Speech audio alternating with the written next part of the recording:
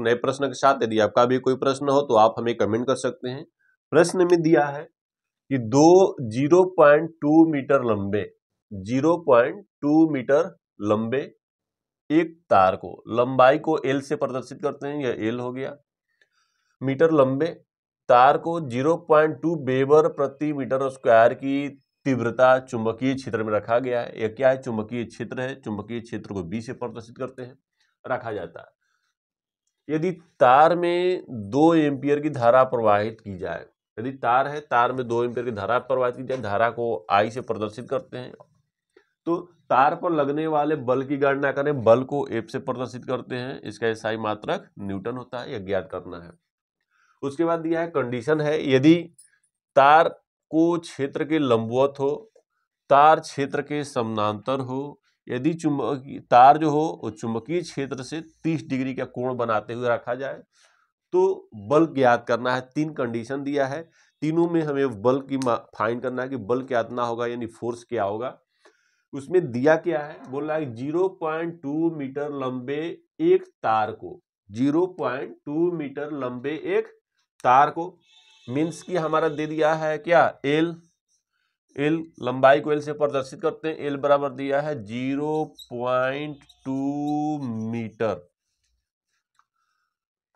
तार को 0.5 वेबर प्रति मीटर स्क्वायर की तीव्रता चुंबकीय क्षेत्र में, चुंबकीय क्षेत्र को बी से प्रदर्शित करते हैं, बी इक्वल दिया है 0.5 वेबर प्रति मीटर स्क्वायर, रखा जाता है। तार में 2 एम्पियर की धारा प्रवाहित हो रही है, धारा यानी करंट सप्लाई हो रही है, करंट को आई से डिनोट करते हैं, आई इक्वल दे दिया है 2 एम्पियर प्रवाहित की जाए, तो तार पर लगने वाले बल की गणना करना है। बल बराबर हमारा होता है एफ, ये फाइंड करना है, इसका एसआई मात्रक हमारा न्यूटन में होता है, बल का गणना कीजिए। तो बल बराबर हम क्या होते हैं, यदि देखिए अगर कोई एल लंबाई का चालक तार हो, एल लंबाई का कोई चालक तार हो जिसमें आई एम्पियर की धारा सप्लाई की जाए और यह तार चुंबकीय क्षेत्र बी में रखा गया हो, तो इस पर लगने वाला जो बल होता है एफ बराबर होता है आई बी एल साइन थीटा। क्या होता है? आई बी एल साइन थीटा, जहां आई क्या है, करंट है, बी क्या है, चुंबकीय क्षेत्र है, एल क्या है, तार की लंबाई है। तो इस फॉर्मूला के सहायता से हम सबका वैल्यू जो हो गया फाइंड इजीली कर सकते हैं। चलते हैं कंडीशन फर्स्ट में, हम निकालते हैं वैल्यू। इसमें दिया है यदि तार क्षेत्र के लंबवत हो, लंबवत मीन्स के थीटा इक्वल हमारा होगा 90 डिग्री, मीन्स कि हम क्या रखेंगे, थीटा की जगह पर साइन 90 डिग्री रखेंगे, साइन 90 डिग्री रख दीजिएगा। तो आपका अब एफ का फॉर्मूला, एफ बराबर होता है आई बी एल साइन थीटा। तो एफ का मान हो गया, आई का मान आपका दिया है कितना है 2 एम्पियर, तो लिख दिए 2। उसके बाद बी का मान आपका दिया है, बी कितना है 0.5, 0.5, एल कितना दिया है 0.2, 0.2, साइन थीटा की जगह रखेंगे साइन 90 डिग्री, क्योंकि यह चुंबकीय क्षेत्र से लंबवत तार रखा गया है। अब सबका वैल्यू हो गया, मल्टीपल कर दीजिए, 2 का 0.5 का 0.2 का, इन दोनों का करेंगे तो 2 5 10 और 10 में 2 का करेंगे 20, 20 हो गया आपका 20। पॉइंट कितना है, पॉइंट के बाद यहाँ एक डिजिट है, यहाँ एक डिजिट है, मतलब पॉइंट के बाद 2 डिजिट है, तो 2 डिजिट के बाद हम पॉइंट लगा देंगे। पॉइंट के पहले कुछ ना नंबर रहना चाहिए, यदि नंबर नहीं है तो आप 0 लिख सकते हैं। इंटू साइन 90 का मान होता है आपका 1, फिर एफ का वैल्यू आपका ये हो जाएगा 0.2 इंटू 1 मीन्स कि क्या हो जाएगा 0.2। बल है, बल का सही मात्रक न्यूटन होता है, तो न्यूटन लिख देंगे। यदि तार चुंबकीय क्षेत्र के लंबवत हो तो तार पर लगने वाला बल कितना होगा 0.2 न्यूटन का बल लगेगा। यदि तार क्या होगा चुंबकीय क्षेत्र के लंबवत हो तो तार पर 0.2 न्यूटन का बल लगेगा। अब कंडीशन हमारा जो सेकेंड है इसको देखते हैं, इसमें क्या दिया है,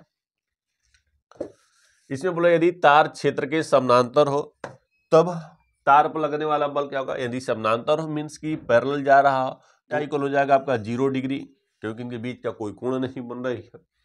तो यहाँ पे आप वैल्यू रख दीजिए ए बराबर IBL साइन थीटा, मीन्स की रखेंगे आप आई का मान है कितना आपका 2 एम्पियर, 2 बी का मान आपका दिया है 0.5 वेबर प्रति मीटर स्क्वायर, 0.5 एल का आपका वैल्यू दिया है 0.2 meter into 0.2 into sine theta की जगह रखेंगे आप साइन 0 डिग्री। अब इसका सबका मल्टीपल आप कर दीजिएगा 2 इंटू 0.5 इंटू 0.2, साइन 0 का मान कितना होता है 0 होता है, मीन्स कि सब में अगर 0 का मल्टीपल होगा तो वैल्यू आपका क्या होगा 0 हो गया। क्या न्यूटन एक क्या आया है बल का मान है, कब, जब तार जो हो चुंबकीय क्षेत्र के पैरेलल रखा हो तब उस पर लगने वाला जो बल होगा वो क्या होगा 0 न्यूटन का होगा। यदि कोई चालक तार चुंबकीय क्षेत्र के पैरेलल रखा हो तो उस पर लगने वाला बल क्या होगा 0 न्यूटन होगा।